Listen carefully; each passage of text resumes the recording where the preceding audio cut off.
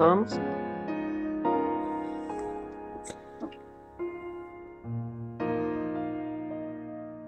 Boa noite a todos, sejam bem-vindos a mais um Evangelho no Lar. Agradecemos a presença, aproveito fazer o aviso que a nossa sessão está sendo gravada para posterior postagem no nosso canal do YouTube e convido a todos a acompanhar a leitura do livro Agenda Cristã.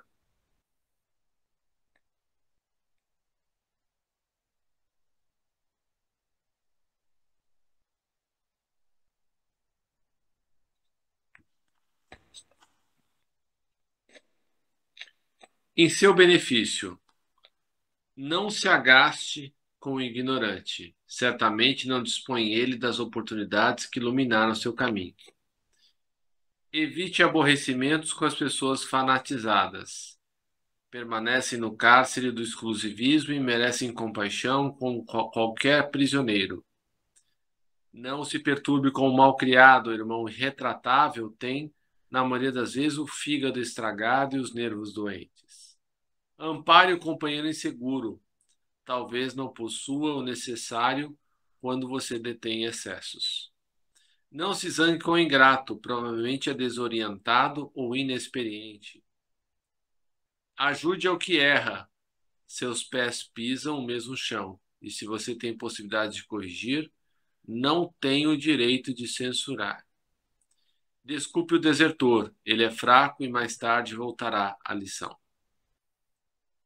Auxilie o doente, agradeça ao divino poder o equilíbrio que você está conservando.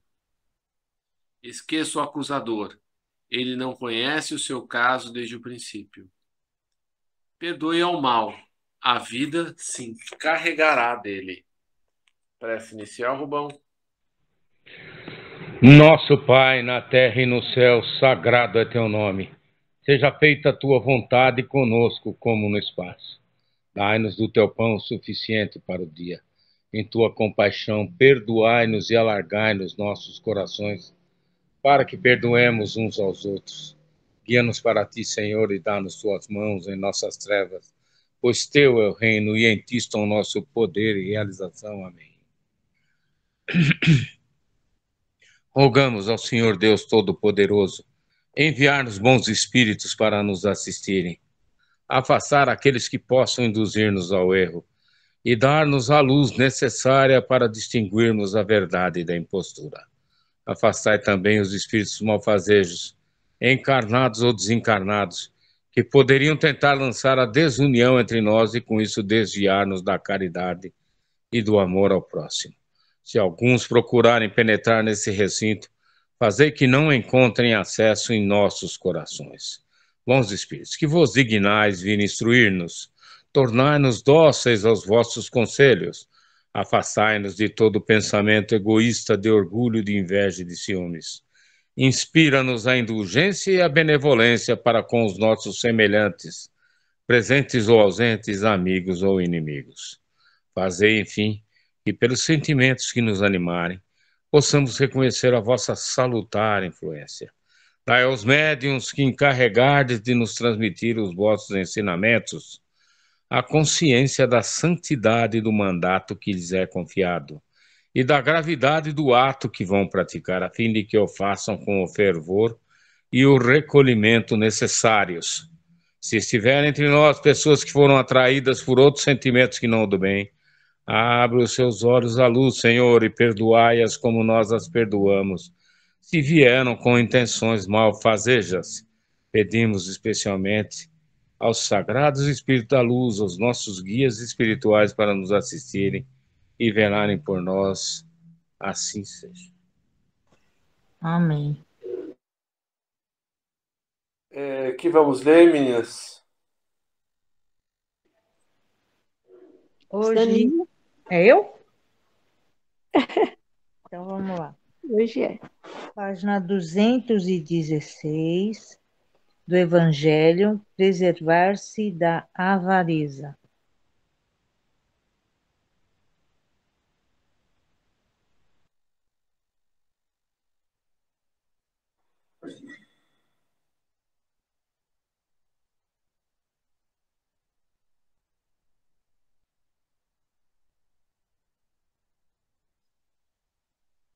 216.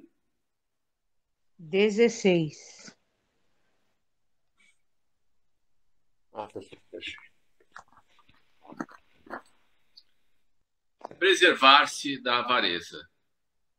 Então, no meio da turba, um homem lhe disse: Mestre, dize a meu irmão que divida comigo a herança que nos tocou. E Jesus lhe disse: Ó homem, quem me designou para vos julgar e vos fazer as vossas partilhas? E acrescentou: Tende o cuidado de preservar-vos de toda avareza. Vocês veem que é muito clara, né, essa parábola, né? Seja qual for a abundância em que o homem se encontre, sua vida não depende dos bens que ele possua. Ou seja, a riqueza é sempre um fator externo, né? Nunca interno. Disse-lhes a seguir esta parábola: Havia um homem rico, cujas terras tinham produzido extraordinariamente, e que se entretinha a pensar consigo mesmo. Assim, que hei de fazer, pois não tenho lugar para encerrar tudo o que colher? Aqui está, disse o que farei. Demolerei os meus celeiros e os construirei outros maiores, onde porei toda a minha colheita e todos os meus bens. E direi à minha alma, tem de reserva muitos bens para longos anos. Repousa, come, bebe, goza, ostenta. Mas Deus ao mesmo tempo disse ao homem: Que insensato és, essa noite mesmo tomar-te-ão a alma, para que servirá o que acumulaste?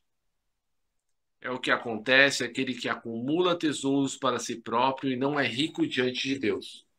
Veja que, né, outra parábola muito clara, né, que não conseguimos reter nada do que temos, apenas o que somos, né? E que muitas pessoas gastam tempo precioso de suas vidas, né, buscando a riqueza, e quando se dão conta, né, o tempo de suas vidas já está acabando, perderam a sua saúde. Jesus em casa de Zaqueu. Tendo Jesus entrado em Jericó, passava pela cidade e havia ali um homem chamado Zaqueu, chefe dos publicanos, que eram os cobradores de impostos, e muito rico, o qual, desejoso de ver Jesus para conhecê-lo, não conseguia devido à multidão, por ser ele de estatura muito baixa. Por isso correu à frente da turba, da multidão, e subiu a uma árvore, um sicômoro, para o ver, porquanto sabia que ele tinha que passar por ali. Chegando a este lugar, Jesus dirigiu-se para o alto e olhou, e vendo, disse: Zaqueu, dá-te depressa a descer, porquanto preciso que me hospedes hoje em sua casa. Zaqueu desceu imediatamente e o recebeu jubiloso, com alegria. Vendo isso, todos murmuraram, a dizer: Ele foi hospedar-se na casa de um homem de má vida, né? Entretanto, Zaqueu, pondo-se diante do Senhor, disse-lhe: Senhor, dou a metade dos meus bens aos pobres, e se causei dano a alguém, seja no que for, indenizo-o 4 vezes tanto. Ao que Jesus lhe disse: Esta casa recebeu hoje a salvação, porque também este é filho de Abraão, visto que o Filho do Homem veio para procurar e salvar o que estava perdido. Parábola do mal rico. Havia um homem rico que vestia púrpura e linho e se tratava magnificamente todos os dias. Havia também um pobre chamado Lázaro, deitado à sua porta, todo coberto de úlceras, que muito estimaria poder mitigar a fome com as migalhas que caíam da mesa do rico. Mas ninguém lhe as dava, e os cães que vinham lamber-lhes as chagas. Ora, aconteceu que este pobre morreu e foi levado para os anjos para o seio de Abraão. O rico também morreu e teve por sepulcro o inferno. Quando se achava nos tormentos, levantou os olhos e viu de longe Abraão e Lázaro em seu seio. E exclamando, disse essas palavras: Pai Abraão, tende piedade de mim. Manda-me Lázaro a fim de que molhe a ponta do dedo na água para me refrescar a língua, pois sofro horrível tormento nessas chamas. Mas Abraão lhe respondeu: Meu filho, lembra-te que recebeste em vida seus bens e que Lázaro só teve males. Por isso ele agora está na consolação e tu nos tormentos. Ademais, existe para sempre grande abismo entre nós e vós, de sorte que os que queiram passar daqui para aí não podem, como também ninguém pode passar de lugar onde estás para aqui. Disse o rico então: Então te suplico, pai Abraão, que mandes à casa de meu pai, onde tenho 5 irmãos, dá-lhes testemunho dessas coisas, a fim que não venham também eles para este lugar de tormento. Abraão lhe retrucou: Eles têm Moisés e os profetas, que os escutem. Não, meu pai Abraão, disse o rico, se algum dos mortos for ter com eles, farão penitência. Respondeu-lhe Abraão: Se eles não ouvem a Moisés nem aos profetas, também não acreditarão, ainda que mesmo que alguns dos mortos ressuscite. Ou seja, aquele que está muito cristalizado num comportamento, né, nada pode o convencer, né? Por isso daí que vem a dor, né? A dor, a perda, o revés nos negócios, aquela aquele mal aparente que na verdade é um bem para fazer a criatura mover-se do seu lugar. Parábola dos talentos. O Senhor age como um homem que, tendo de fazer longa viagem fora de seu país, chamou seus servidores e lhe entregou seus bens. Depois de dar 5 talentos a um, 2 ao outro e 1 ao outro, e cada um segundo a sua capacidade, partiu imediatamente. Então, o que recebeu 5 talentos foi-se, negociou-se com aquele dinheiro e ganhou outros 5.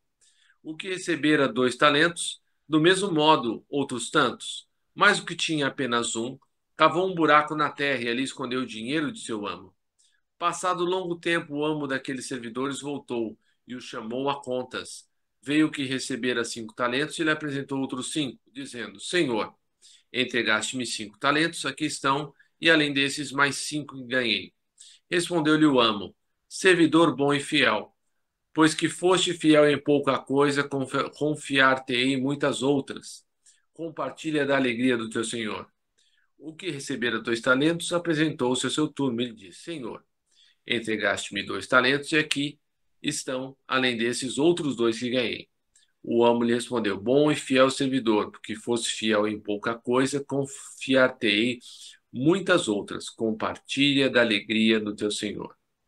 E vendo em seguida o que recebeu apenas 1 talento e disse: Senhor, sei que és homem severo, que ceifas onde não semeaste e que colhes onde nada puseste. Por isso, como te temia, escondi o teu talento na terra, aqui o tens, és tu que lhe pertence. O homem, porém, lhe respondeu: Servidor mau e preguiçoso, se sabias que ceifo onde nada semeei, que colho onde nada pus, devia pôr o meu dinheiro nas mãos dos banqueiros, a fim de que, regressando, eu retirasse com juros o que me pertence.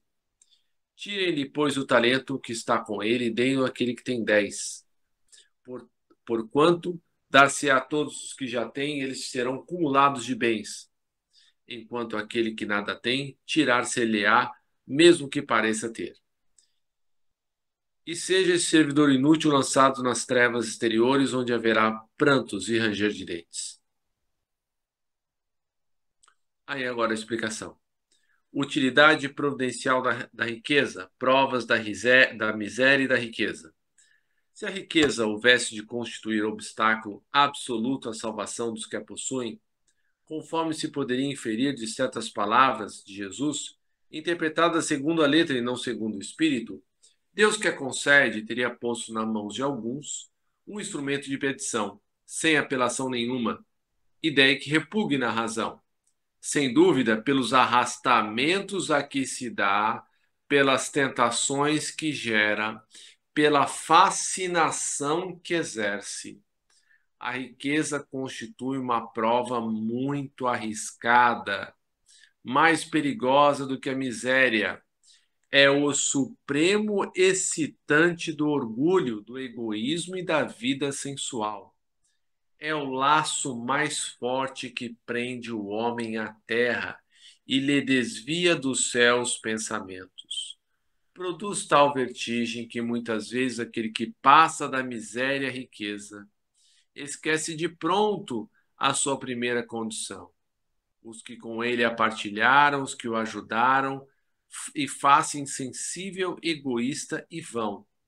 Ao fato, porém, de a riqueza tornar difícil a jornada, não se segue que a torne impossível e não possa vir a ser um meio de salvação para o que dela sabe servir-se.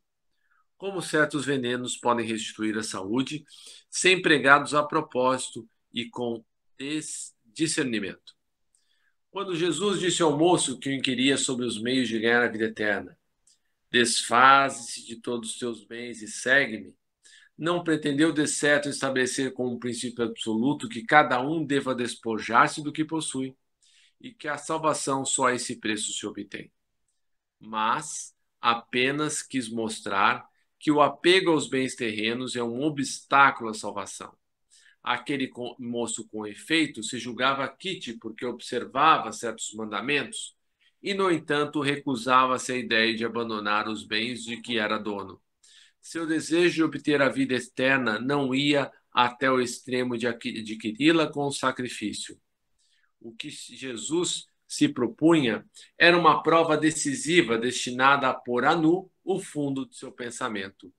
Ele podia, sem dúvida, ser um homem perfeitamente honesto na opinião do mundo, não causar dano a ninguém, não maldizer do próximo, não ser vão nem orgulhoso, honrar seu pai e a sua mãe, mas não tinha verdadeira caridade. Sua virtude não chegava até a abnegação. Isso foi o que Jesus quis demonstrar. Fazia uma aplicação do princípio fora da caridade não há salvação. A consequência dessas palavras, em sua acepção rigorosa, seria a abolição da riqueza por prejudicial à felicidade futura e como causa de uma imensidão de males na terra.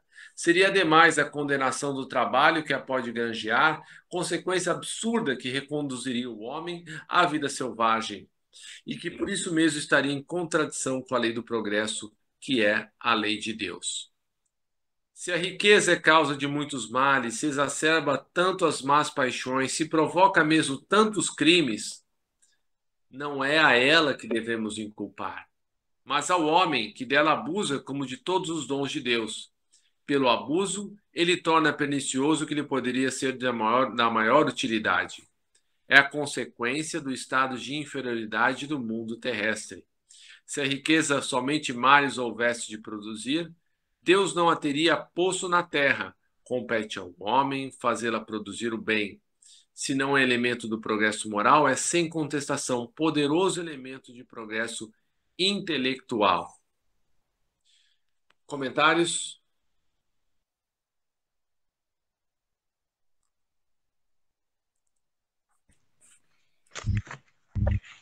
Fred, e senhoras, tudo que há na Terra foi obra do Senhor. A riqueza, a pobreza, o sofrimento, a alegria, né? As intempéries.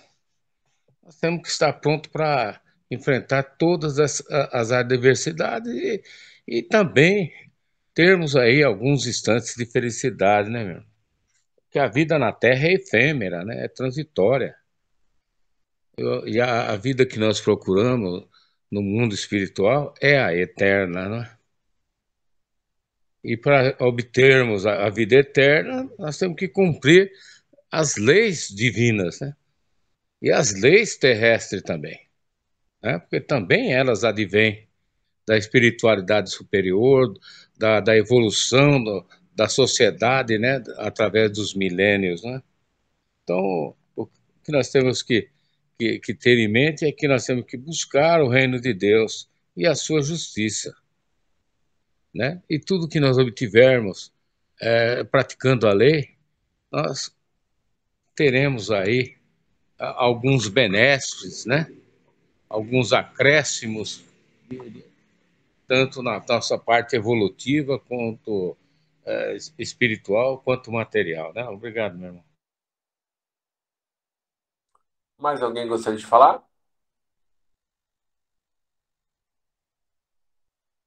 Não, não. Não, Fred. Nós já conversamos sobre isso em outras oportunidades, né? Eu até estou gravando um vídeo pro outro canal, é, dizendo o seguinte, que nós podemos ser mais felizes, desde que a gente não coloque a nossa felicidade nas coisas que são efêmeras, né? Quando Kardec perguntou aos espíritos qual era a condição para a felicidade possível na Terra, uma felicidade relativa, no mundo de provas e expiações, os espíritos responderam três coisas, né? A consciência tranquila, a fé no futuro e a posse do necessário. Em nenhum momento os espíritos disseram a posse do supérfluo. E nós podemos aí pensar que todos nós temos o necessário, pelo menos que estamos aqui, e temos uma boa parte do supérfluo. É claro que assim, né? Numa sociedade doente, consumista, né, em que só aquele que tem, né, o melhor carro, a melhor casa, as melhores roupas, as viagens, né, é alguém que se sobressai na sociedade, sendo medido pelo que tem e não pelo que é, isso alimenta uma imagem, né, principalmente para aqueles que assistem, né, os conteúdos das redes sociais, da televisão, uma imagem totalmente deturpada. Porque, veja, se nós pegarmos aí, né, o padrão do homem americano, médio, né, e multiplicar por 8 bilhões, nós não teríamos planeta suficiente para tudo isso, né? É materialmente assim impossível que todos tenhamos o que desejamos ao mesmo tempo. É por isso que, né, acho que a questão principal que eu ouvi numa palestra do José Otávio, lá da Sete, é que quando nós temos expectativas muito altas e a nossa realidade está abaixo delas, não condiz com elas, isso gera infelicidade. Então, o melhor que podemos fazer é fazer um constante ajuste de expectativas. Então, por exemplo, eu queria comprar um outro drone. Aí eu fiquei pensando, nossa, mas quanto tempo eu tenho para desfrutar? Quanto tempo eu teria para desfrutar desse outro drone? Bom, deixa eu ver. O meu tá meio empoeirado na minha, na minha gaveta lá faz mais ou menos um mês, né? Então eu teria um final de semana ou outro, na casa da minha mãe para voar um pouquinho, né? E logo eu enjoaria, né? Isso ficaria para trás. Então, nós geralmente não pensamos, né, nos nossos desejos, na questão utilitária dos nossos desejos, né? Eu fiz um curso de finanças, né, que era ensinado assim, né, que você tem que pensar, né, com relação a qualquer compra, né? Eu eu eu quero, né? Então é que me prepoder, né? Eu quero, porque às vezes você nem quer o que você está buscando, né? Fizeram tanta propaganda, é tão, né? Que nem aqueles canais de compra, né? Que você acha que você precisa de um novo triturador, de um novo aspirador de pó, às vezes você nem quer isso, né? Eu mereço, né? Tudo bem, essa pergunta é muito subjetiva, né? Eu posso falar, eu mereço qualquer coisa, não, eu mereço.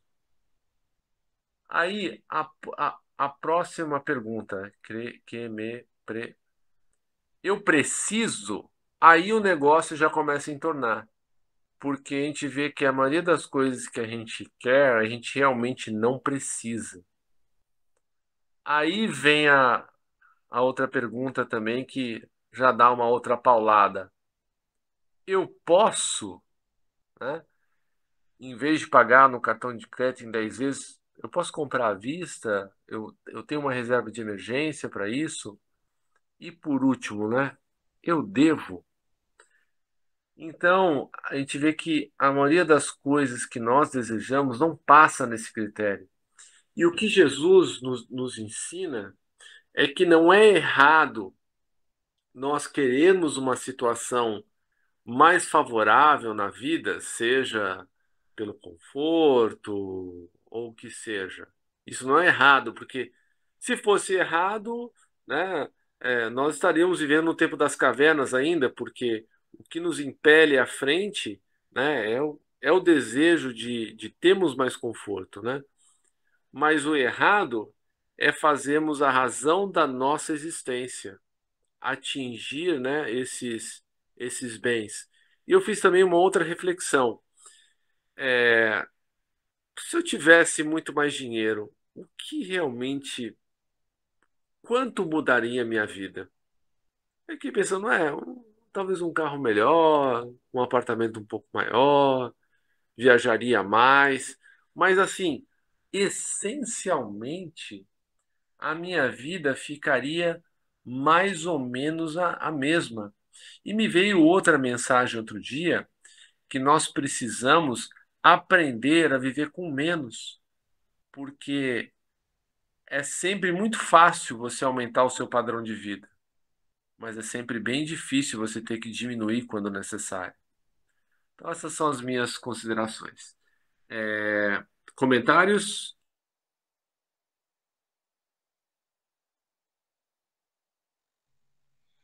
Não, Fred. Né? Muito bem colocado, Fred. Não precisamos de muita coisa para subsistir. Mas nós vivemos numa sociedade onde nós somos bombardeados, né? Por propagandas de todas as espécies, modos de vida, né? Luxúria, né? E isso é, condiciona o indivíduo a buscar a riqueza a todo custo, né? Dar saltos, né? Ele não se conforma em trabalhar para e passo, né? Numa constância e adquirir seus bens assim gradativamente. Se ele tiver uma oportunidade de praticar até um crime para ele alcançar seus objetivos com mais celeridade, ele pratica o indivíduo na sociedade que nós vivemos, né? E isso nós vemos em vários âmbitos, né? Na, na sociedade comum, na classe política e, e em todas as outras instâncias, né, até as superiores, né, de governo, de judiciário, etc. E tal. Então, eu creio que nós tenhamos que ter um freio, né, nessa ganância toda, nesse egoísmo todo, e olharmos para trás, né, meu irmão? E enxergarmos, né, o sofrimento dos nossos irmãos menos favorecidos, né, excluídos. Quando a humanidade tomar essa atitude que agora eu anunciei, de olhar para trás, né, e ter compaixão pelas pessoas, pelos seus irmãos, né, concidadãos, vamos dizer assim, né, eu creio que nós tenhamos aí um, uma boa evolução, talvez até um salto em direção ao nosso objetivo, que é o plano regenerativo. Obrigado. Por nada, meu amigo. Mais alguém antes de entrarmos nas divulgações? Eu só tô vendo você falar e tô refletindo aqui que eu tô assim no auge desse desapego, sabe, das coisas assim, excesso, né? Porque eu já tive assim alguns momentos da minha vida que eu era consumista demais. Graças a Deus que eu tô assim, conseguindo esse controle e pro ano que vem tô nessa expectativa de mudança, né, daqui para Fortaleza. Então eu tô querendo assim me desfazer do que eu tenho aqui porque eu realmente quero uma, uma coisa assim mais minimalista, sabe? Eu falo, tanta gente vive com tão pouco, não tem necessidade, tantas coisas que a gente acumula, né? Sem necessidade. Então dá para que vocês tenham mais alguns recursos para auxiliar outras pessoas que ajudam, que necessitem, né? Porque às vezes a gente fala, às vezes tem essa necessidade de você só ajudar com dinheiro, mas tem pessoas que realmente precisam de alimento, de roupas, né? Então eu tô nesse propósito, sabe? Tô assim, nessa fase que não é totalmente fácil da gente se desprender de tudo, né? Mas se Deus quiser, eu vou conseguir. Tô nessa conquista aí. Obrigada, gente. Imagina. Isso é um exercício que a gente tem que ir fazendo, um exercício diário, né? Estamos aqui para dominar as nossas más inclinações, né? E as compras é um vício como outro Sim. qualquer, né? Vamos então passar para as vibrações. Vamos agradecer a Jesus pela oportunidade de estarmos juntos, a espiritualidade maior que está conosco nas nossas casas, nos auxiliando nessa nossa tarefa de plantarmos o bem, inclusive nos nossos corações, nos descristalizando dos nossos comportamentos reiterados, para que possamos efetivamente alcançar níveis maiores de felicidade interna, da verdadeira felicidade, que é fazer o bem. Então, vibremos pelos nossos irmãos desencarnados, aqueles que estão em sofrimento, e principalmente aqueles que saíram da vida física pela porta do suicídio, como a Verena, o Elias, a Gabriele, a Juliana, o Alan, o Bruno e tantos outros. Que todos esses irmãos sejam amparados. E que possamos também vibrar pelos nossos irmãos encarnados, inclusive aqueles que estão com a ideia do suicídio, que eles sejam amparados também. E que possamos agora pensar naquelas pessoas que nos vêm à mente, que possamos fazer vibrações por elas.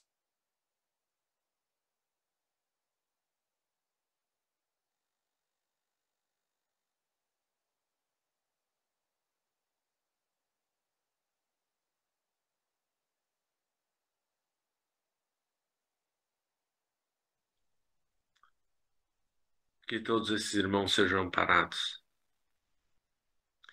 Vibremos também pelos indivíduos anônimos que fazem o bem, que não são manchetes nos jornais, pelos centros espíritas, pelos templos, igrejas, seitas de quaisquer natureza que professem o bem e a caridade, pelos nossos governantes, pelos líderes mundiais, por todas essas autoridades, que eles sejam intuídos pelo alto, possam restabelecer e manter a paz no planeta, fazendo o melhor que podem pelos que mais precisam. E agora, que possamos também pedir a Jesus que nos fortaleça no caminho do bem, para que possamos cumprir com coragem os nossos deveres, onde quer que eles nos levem, agora e sempre, fazendo a nossa pequena parte na construção do reino de regeneração, que Ele nos prometeu, mas que começa no coração de cada um de nós. Que assim seja, graças a Deus. Rubem, prece final, obrigado. Agradecemos aos bons espíritos que vieram comunicar-se conosco. Pedimos que nos ajudem a pôr em prática as instruções que nos deram e façam que cada um de nós, ao sair daqui, seja fortificado na prática do bem e do amor ao próximo. Desejamos igualmente que essas lições sejam proveitosas para os espíritos sofredores, ignorantes ou viciosos, que puderam assistir a esta reunião e para os quais suplicamos a misericórdia de Deus. Assim seja. Uma boa noite a todos. Jesus os abençoe sempre. Amém. Boa noite. Boa noite, amém. Boa noite a todos. Bom domingo.